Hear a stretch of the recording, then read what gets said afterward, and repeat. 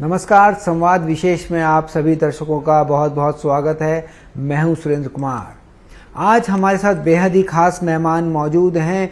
महाराष्ट्र की राजनीति का जाना माना चेहरा और महाराष्ट्र विधान परिषद की उपसभापति डॉक्टर नीलम गोरे जी हमारे साथ हैं। नीलम जी, आपका बहुत बहुत स्वागत संसद टीवी पर। सबसे पहले माननीय उपराष्ट्रपति सदन के दोनों सदनों को संबोधित करेंगे, इसे आप कैसे देखते हैं? हमारा जो अधिवेशन चल रहा है विधानसभा और विधान परिषद का, यह बहुत ही खास है क्योंकि अभी तुरंत ही करीबन अक्टूबर में या नवंबर में विधानसभा के चुनाव होने वाले हैं। इसके लिए विधान परिषद में तो कंटिन्यूटी रहती है क्योंकि every 2 years 1/3 members retire, but Vidhan Parishad continuously work तो होता ही है। बट विधानसभा जो है उसमें तो टेन्योर 5 साल का होता है, वो ख़त्म हो जाता है। इसके लिए ये विधानसभा का अंतिम अधिवेशन है और ऐसे अंतिम अधिवेशन में अपने महामहिम जगदीश धनखड़ साहब जो खुद सभापति राज्यसभा के हैं और हमारे वाइस प्रेसिडेंट ऑफ इंडिया है, वो दोनों सदनों के सदस्यों को संबोधित करेंगे। और इसमें जो मुद्दा आएगा जिसके बारे में बहुत अच्छी तरीके से चिंतन मनन और विचार मंथन करने की ज़रूरत है, वो जो है मुद्दा enhancement of democratic values and ethics in our country. मतलब कि हम एक लोकशाही के मूल्य और उसके जो सिद्धांत हैं उनका संवर्धन करना अपने देश में कैसे ज़रूरी है।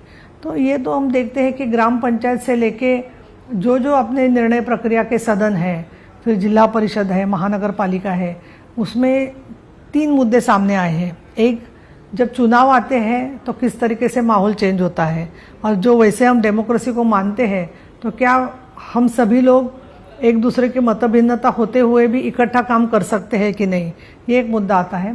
दूसरी बात है कि जैसे कि अलग अलग संक्रमण होता है, परिवर्तन होता है, वैसे हमारे समाज में भी अलग अलग तरीके के लोग हैं, अलग अलग विचारधाराओं के लोग हैं और हमारा समाज अनेक कारणों के लिए बहुत ही परिवर्तन हो रहा है। उसमें सोशल मीडिया है, जैसे कि इंडस्ट्रियलाइजेशन है, एजुकेशन के अलग अलग तरीके आए हैं, हमारी कुटुंब संस्था जो संयुक्त परिवार थे वो न्यूक्लियर हो गए हैं, माइग्रेशन हो गया है, और इसके कारण जो परिवर्तन आ रहे हैं तो उसका संबंध हमारे डेमोक्रेटिक वैल्यू सिर्फ राज्यसभा और विधान परिषद के नहीं है। डेमोक्रेटिक वैल्यूज परिवार में भी होने चाहिए। और परिवार में क्या, घर की महिलाओं को या दूसरे जो लोग हैं जो निर्धन हो सकते हैं घर में, क्या उनको इतना महत्व है? कभी कभी हम देखते हैं कि छोटे बच्चों को हम बहुत लोकशाही सिखाते हैं, लेकिन कई बार ये होता है कि वो निर्णय ठीक से लेते हैं कि नहीं लेते, इसके बारे में उनको ना समझाते हुए ही हम सोचते हैं कि उनको हर बात को फॉलो करना है। तो इसके लिए मुझे लगता है कि संवाद और उसके साथ साथ मतभिन्नता होने के बावजूद एक दूसरे को स्वीकारना, ये बहुत बड़े लोकशाही की नींव है जी। तो ऐसे में मेरा सवाल ये है कि विधान परिषद की बात करें, विधानसभा की, दोनों सदनों के सदस्यों में माननीय उपराष्ट्रपति के आगमन को लेके कितना उत्साह है? चर्चा में किस तरह की आप चीज़ें सोचते हैं, उनसे क्या प्रेरणा आपको मिलेगी? यहाँ पे प्रिसाइडिंग ऑफिसर्स का कॉन्फ्रेंस हुआ था जनवरी महीने में, तब ऑनरेबल जगदीश धनखड़ साहब यहाँ पे आए थे। उन्होंने हमारे प्रिसाइडिंग ऑफिसर कॉन्फ्रेंस को संबोधित किया था और स्पीकर साहब आए थे। हाँ जी, सभापति जी आए थे और उन्होंने तब जब मुद्दे सामने सब रखे थे, उसमें तो देश के साथ साथ जो हम काम करने समय हमें जो चुनौती आती है उसके बारे में भी उन्होंने बात की थी, और उसमें अपना ज़्यादा से ज़्यादा एकाग्रता रखते हुए काम करने की बात थी, महिला शक्ति के बारे में बात थी। और अभी तो आप जानते हैं कि 29 में जब वो नमो शक्ति वंदन विधेयक सामने आएगा तो महिला 50% विधानसभा, विधान परिषद, राज्यसभा और लोकसभा में रहेगी। तो अभी तो फिलहाल लोकसभा विधानसभा की बात हो रही है। तो जब महिला पुरुष दोनों को अपनी जिम्मेदारी से अपने कर्तव्य को किस तरीके से निभाना है, इसके बारे में उनका अनुभव और विचार वो सुनने के लिए हम बहुत उत्सुक हैं।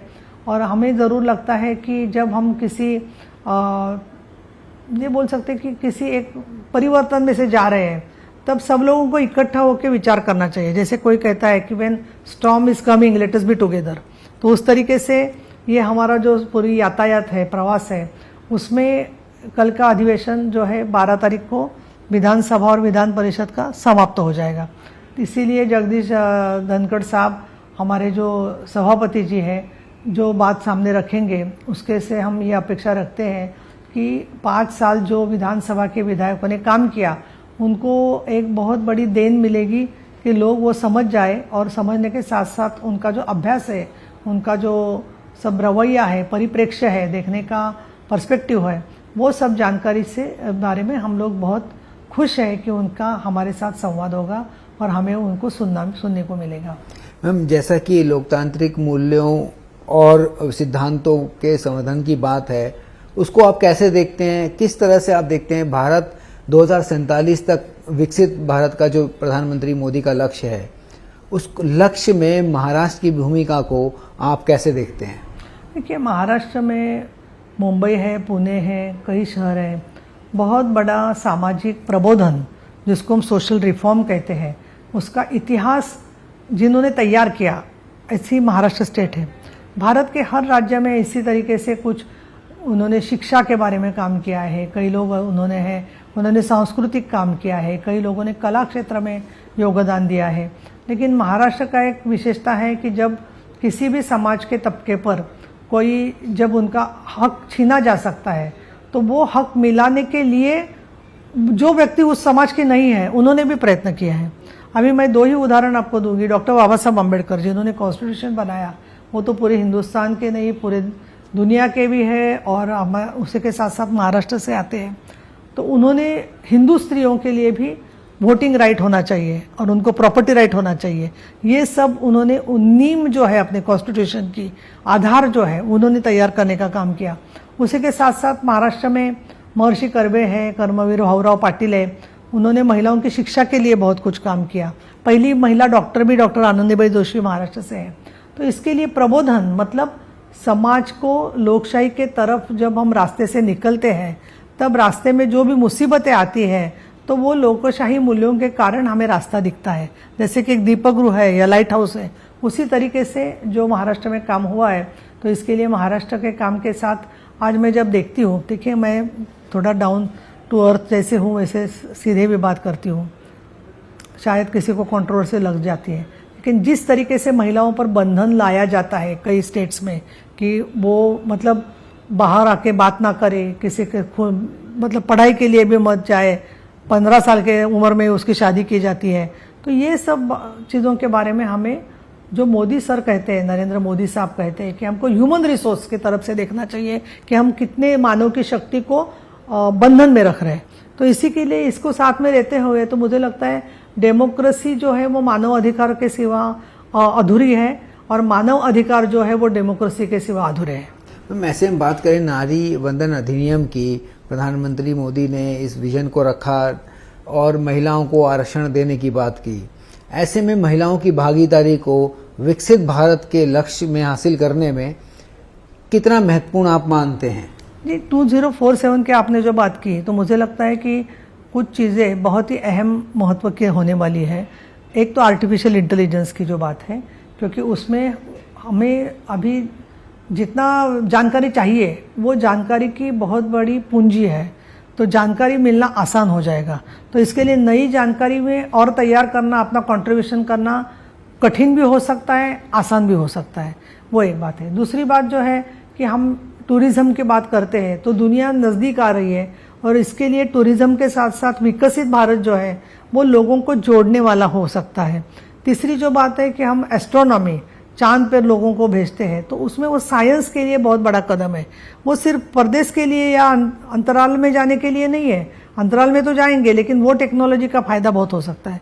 चौथी जो बात है कि मोदी सर जो कर रहे हैं कि अलग अलग देशों के साथ में ट्रेड है, सिक्योरिटी है, इंटरनेशनल टेक्नोलॉजी है, इसके सबके बारे में आदान प्रदान करते हुए ग्लोबल वार्मिंग, इसके बारे में जब हम विचार करते हैं तो ऐसे लगता है कि ये इतनी बड़ी चुनौती है कि इतने बहुत बड़े ये आते हैं, बारिश होती है, ओला होता है, उसी के साथ साथ अकाल होता है।